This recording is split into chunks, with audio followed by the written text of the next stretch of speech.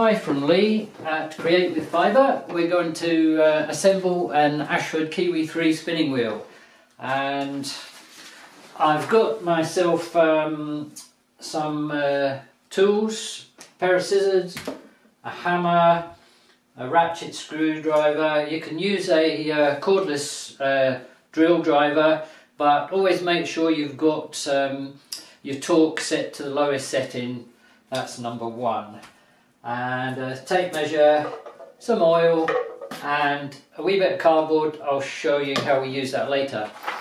Poured everything into a cardboard lid, and that will save you losing any pieces. You've got great instructions here which you can follow quite easily, and you can check all your parts against the hardware list here. So, just doing it in the order that they have it, Ashford have it in their instructions. The first thing they're showing you is to attach the hooks into the flyer. Okay, so you don't need to go all the way. You want to leave a small gap there, and one on the other side, like so. Okay, there you have it. And in the instructions it says squeeze and slide the yarn guides. The yarn guides are always supplied on the flyer these days. It's showing you to place a bobbin onto the flyer, add a tiny bit of oil to the end, like so, and you can push on the whirl. Okay, that can be quite stiff. You have to turn it to locate the flat part of it, and you should have just a small amount of movement there. Okay, that's done.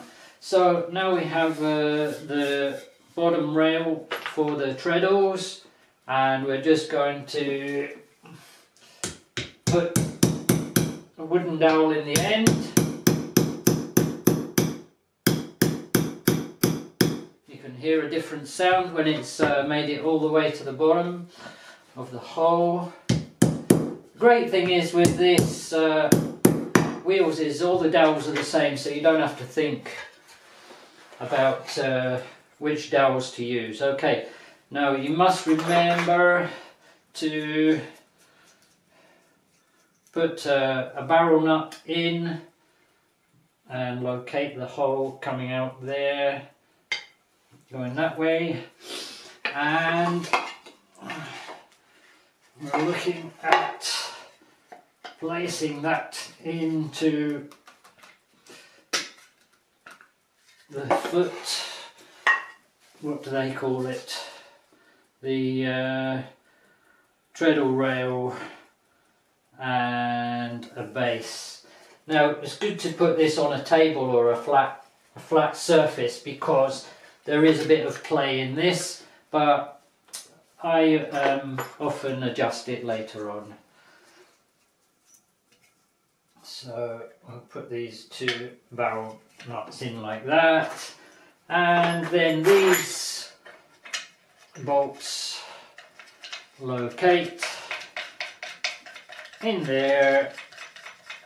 You're supplied with a Allen key, which you must put in at a nice 90 degree, and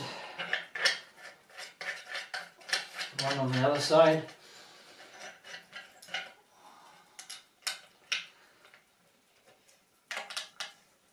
Okay, and they do say leave these a little bit loose, because you've got a rail to fit in there. So let's make sure I'm doing this in the order.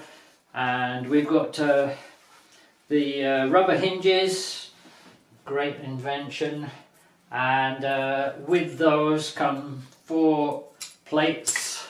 They have a protective seal on, which you peel off, and you need to get this with the rubber towards the back because you're looking for a hinge with that heel toe sort of action. Place the metal plate in there. You've got 4 of the small screws. There are only 2 sizes of screws supplied, and most of them are these very small screws for the hinges. I've got those located, and just for speed I'm going to use the cordless drill.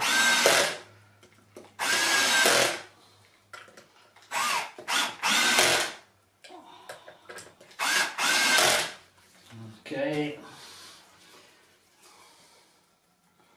again you're looking for that hinge facing the front of you. Remove the protective seal cover and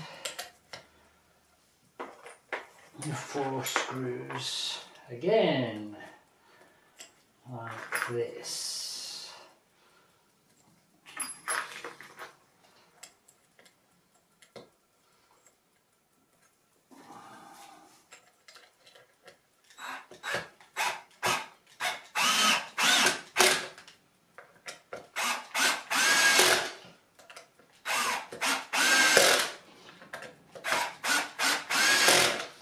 Okay, now it's showing you to turn the treadles, this over and fit the treadles. So you can see that's the way that's going to be going. So if you want to keep yourself right, you can always do it like that. Okay, and we're locating these 4 holes here, and again, it wouldn't be a disaster if you left the plastic coating on these accidentally, but there we go. 4 more screws. Okay.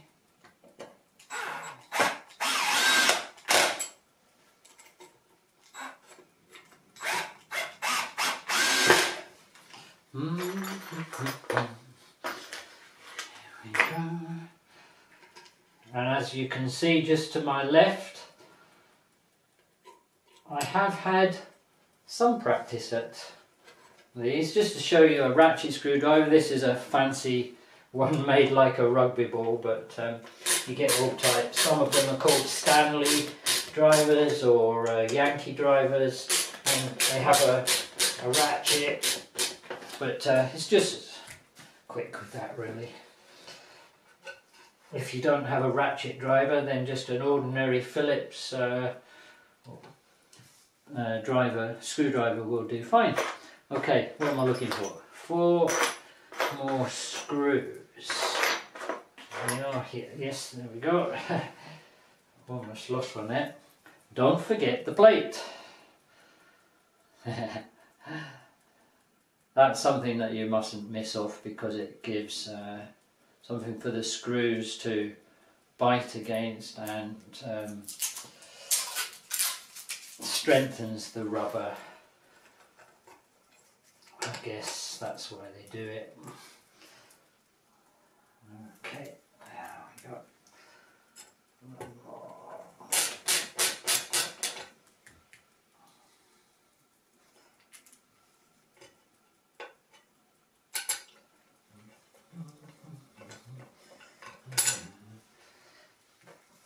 Okay, I'm trying to rush here.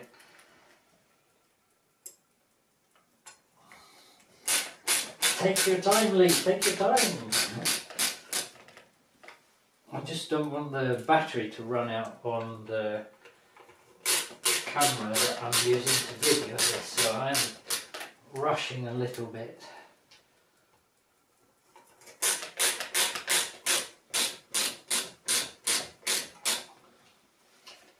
Okay, so excuse me. We're now moving to instruction number, where are we? Number 6. And this is the pièce de résistance with the Kiwi 3. It's now a folding treadle, and we're looking for these silver coach bolts. They go through there and then through there. Okay, don't forget your washer and the knob just tightens on, and give it a good tighten because we're forcing the square shank on these bolts into the wood there. Okay. Okay, washer and knob.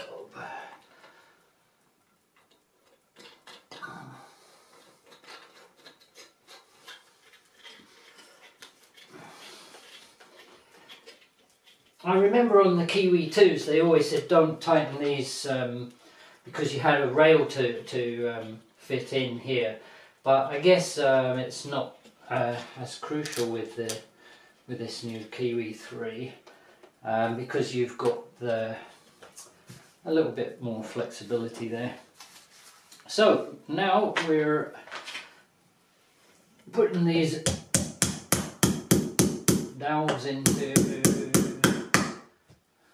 these side rails. Listen for the slightly different sound when it gets to the bottom of the hole.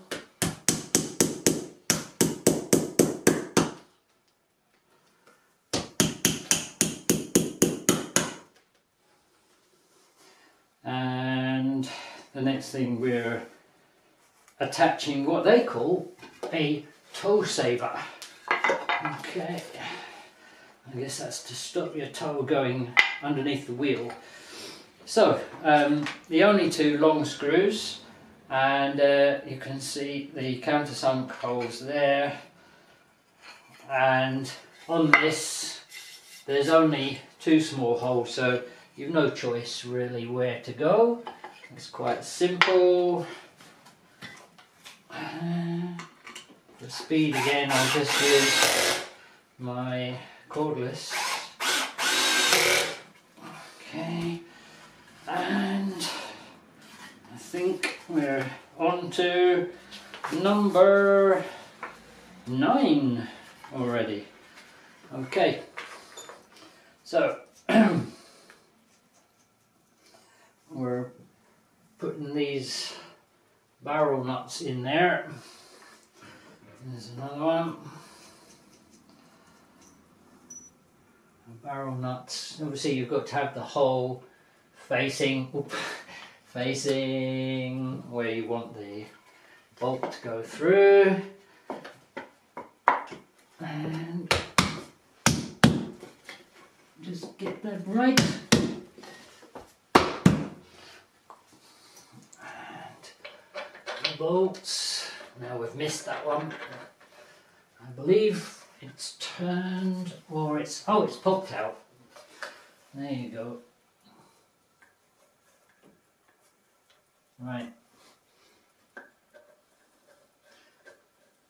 We'll just push that back in.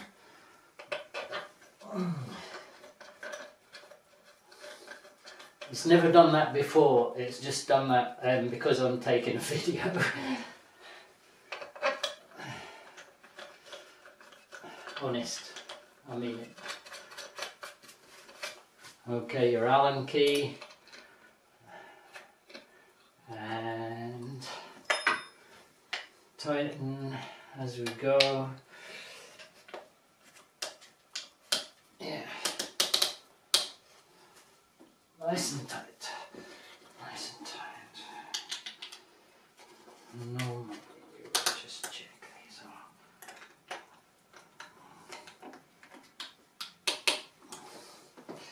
Okay, what number are we on now? Number 10. tap wooden dowels to the bottom of the holes in both ends of the main upright. Here we have the main upright. Big holes. They go in quite a long way, these ones.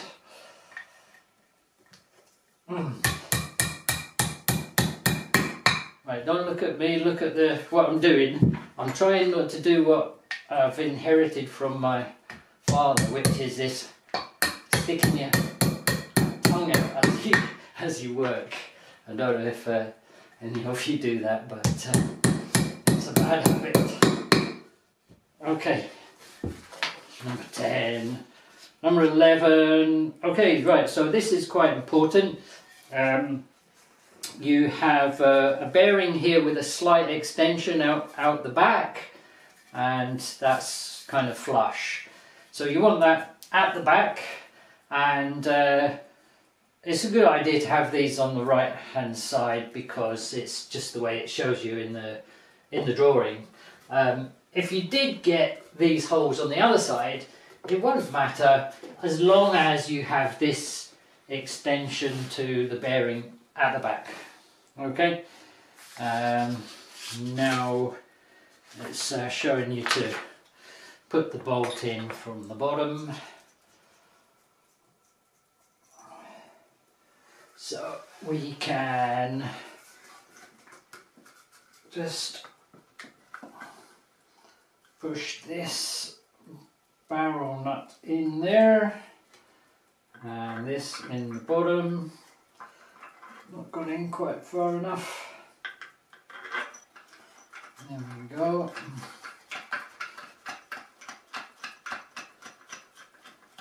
And then we say, where did I put my Allen key? There we are.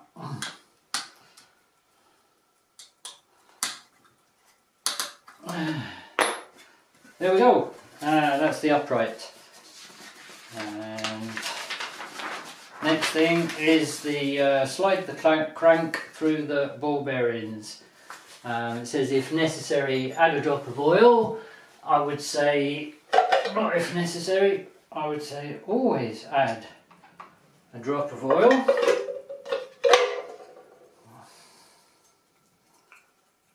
Okay, just wipe my finger and slide it through. There we go. Number 12 that was. Number 13. This is a new bit on the Kiwi 3. Didn't have these on the Kiwi 2. That's a brass spacer, and we can now slide on the wheel. When you're putting the wheel on, it has the largest part towards the back, and you'll know because it's got this groove also. Okay, so that is going on here, and what you want to do, I can't zoom in obviously because I'm videoing this on my own, but you're trying to line up the hole in the crank end with this slot. Okay, so that says number 14, align the groove. We've done that. So quite a cool thing with this Ashford. I've not really seen it before. Maybe I've not been paying attention. But these pins for the lazy cake, one of them has an indentation which you can use to knock in this pin, and it says hit the pin into the groove. What I prefer to do is to push it in slightly at an angle, tap away, and it starts to take its own position anyway. And if you're not too handy with a hammer, you can always use your piece of cardboard that the flyer was wrapped in, and just to save you accidentally hitting the wood, and away until that's nice and flush there. That's good. Okay, so now we're on number 15, and this is where we're putting on the footmen. Right, 1 footman, 2 footmen. Okay, foot person. Right, pay attention, Lee. What we're doing here. Oh yes, we are attaching. If you look here, this is the say the back treadle. So that's going to be in your left hand treadle, and your front footman will go into the right hand one. So what we're doing is, you can put it on its back or whatever way suits you, but just check that you've got the bearing there at the front, and push it in, a wee twist, slide it in the slot, and a wee twist again. Okay, and the same with the other one. It helps if your wheel is towards the bottom. They show you it doing it like this, but I'm just trying to give you the best angle for the camera. So twist, slide, and twist. Okay, oops, there we go. Right, now I'm jumping ahead without looking at instructions, because I have done this a few times before, but I'm trying to be good and follow what they do. So now you've got this inner shell. They call these conrods, not footmen. Right, okay. So what we're doing is putting the inner shell on the end of this crank, and did you hear that nice click? And just a tiny bit of oil.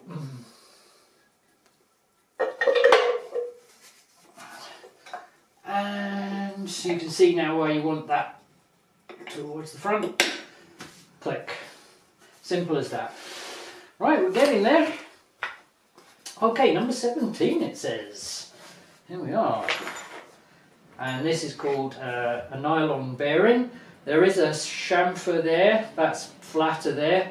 So we're going to put the chamfer into the hole here. Now, you will see that that's about a thumb thickness, as it is. And again, we're listening for a different sound when it's hit the back. There we go. And you can see now that it's about the thickness of my pinky anyway. We'll get you in the right position. Right, number 18, secure the front and back flyer supports. So with the Kiwi 3 now, you have a hole towards the front of the maiden bar, and that is, if I can find it, that's where your threading hook now goes. So we know which is the front because of that especially, and then we've got the Ashford logo there. Sometimes that can be a bit harder to push in because of maybe some surplus lacquer or varnish, but should be easy enough. And we're just going to tighten these up. Remember to put the Allen key back in my lid, and then I won't lose it. Okay. This one towards the back, obviously, that's facing that way. And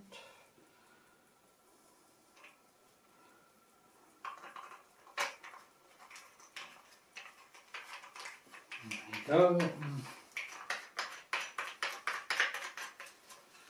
And tighten this one up. Okay, and we're moving on to number 19. Forgive me if I've missed out some of the numbers, but that's because I'm rushing a bit, and you can see where they go on.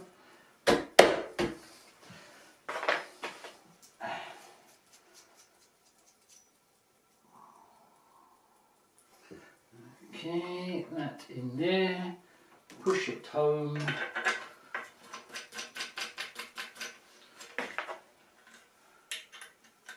Push it home. And tighten. Lovely job. Okay. Now I think we'll put a hook onto the left hand side of the wheel, because you will attach your Scotch tension spring onto that. And then on the right hand side you'll have your eye, small brass eye.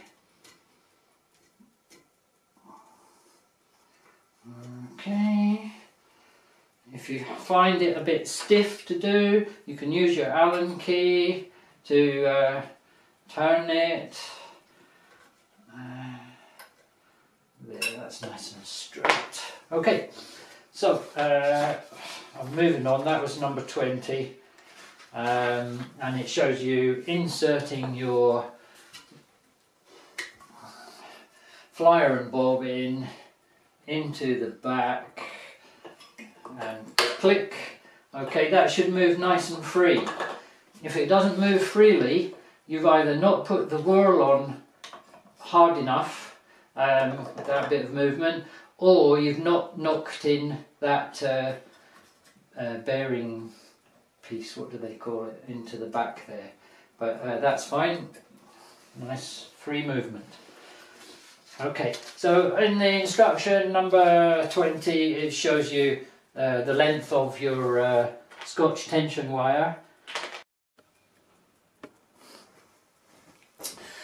Okay, so I've zoomed in a bit closer to the wheel just to show you how we attach the Scotch tension wire, or otherwise known as a brake band. And because I'm rushing, it's got itself into a bit of a fankle, as we say. So, bits and pieces. Take one of the springs and tie your line on. You don't have to be too economical with the wire here, because there is plenty of it. You're not going to find it's too short, so I've just done 3 knots, probably a reef knot. And okay, this is the way that I do this. I've found this the easiest way. So thread it through the hook until the spring comes. That's not where it's going to rest afterwards. And the instructions show it as 35 centimeters from spring to spring. So get your tape measure and just slide on your other hook, your other spring, and measure 35 centimeters. Okay, that's where you need to make a knot. So we'll just make 1 knot.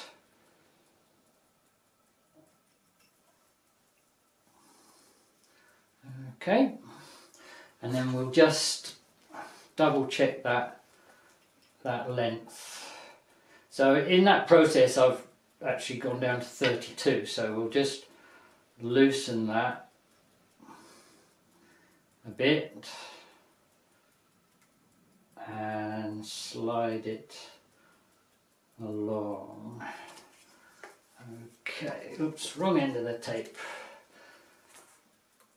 there we go, 35.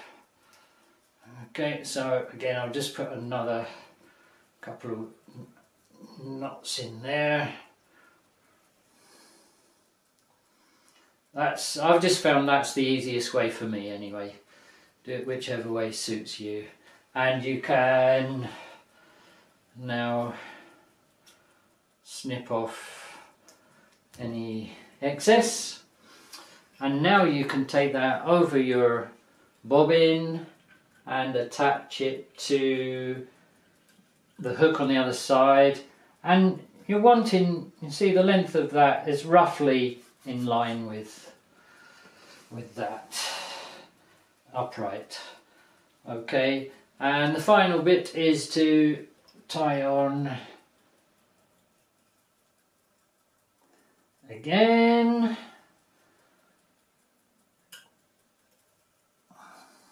I think I've done a reef knot, left over right, right over left, but it won't matter. If you do 3 knots you'll be fine.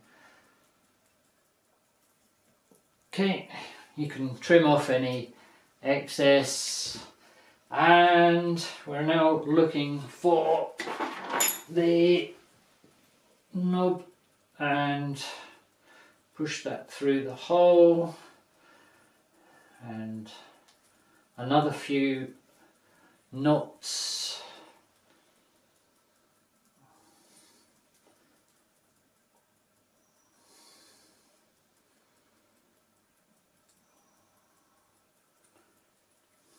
Like that. You've got plenty of your brake band wire. Okay, you can give it a test. That's good.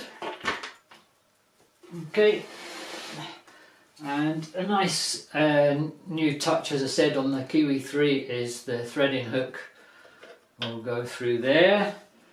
You can also put your Allen key in this hole, which is a new thing for tightening up at another stage. So the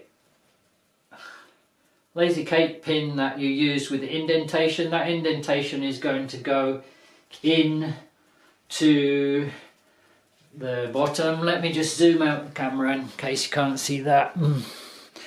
Now, there we go. Yep, there we go. So the indentation on that pin is going into the base. Listen for a different sound. There we go. And the other pin has 2 chamfered ends. It doesn't matter which end goes in first. Fine. That's for your a built-in laser Kate for your bobbins. Okay, and last but not least is your drive band. You want this to start with at least on your largest whirl and on the smallest groove of your wheel. That will give you your 5.5 to 1 ratio. Okay, that's on there like that. There, lovely. Okay, and we can just try that now. Smashing job. Just to fold it, keep that up, keep that there, undo the wheel, the knobs there, and just, that's you.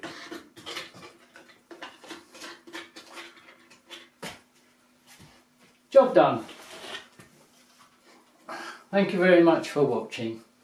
That's bye from Lee at Create with Fibre.